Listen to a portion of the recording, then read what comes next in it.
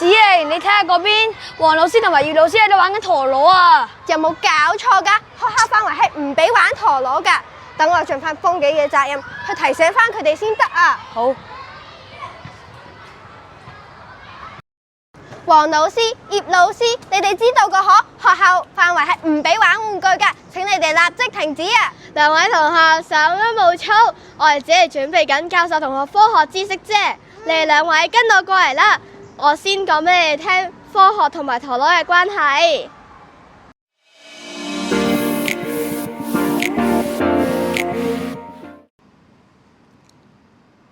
同學，如果我唔喐佢，佢自己會唔會轉動呢？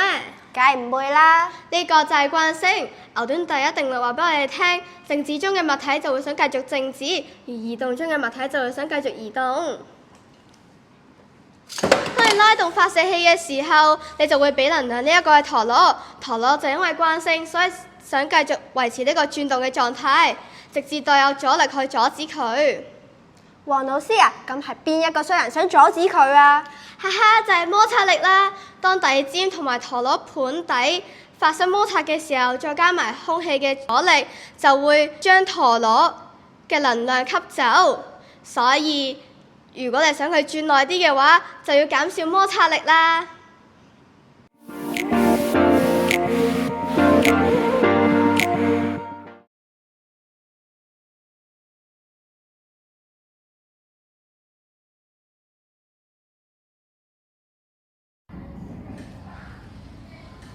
知唔知道點解轉緊嘅陀螺唔識跌啊？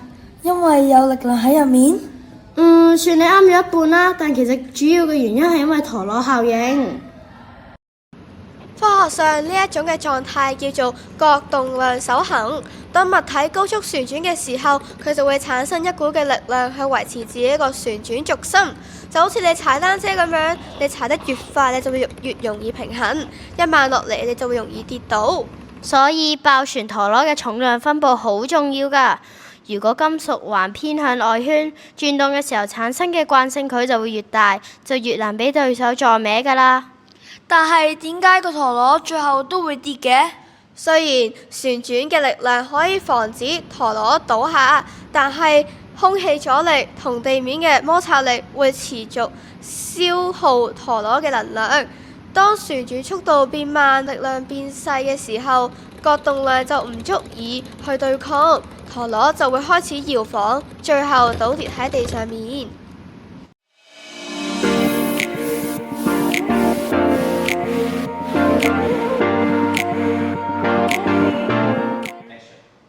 老師啊，咁陀螺係點分攻擊型同埋防守型㗎？呢個係攻擊型嘅陀螺，你而家睇下佢嘅底部啊。係平嘅。冇錯，我哋而家一齊睇下佢嘅效果係點㗎啦。因為平頭嘅接觸面大，摩擦力大，可以將轉動嘅能量變成移動嘅能量，去撞擊對手。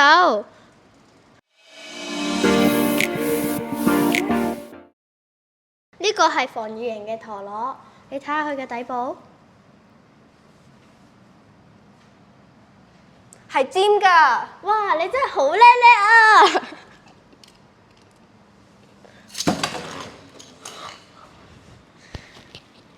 持久型嘅底盤好尖，接觸面極細，係為咗減少摩擦力，令佢可以轉多啲時間。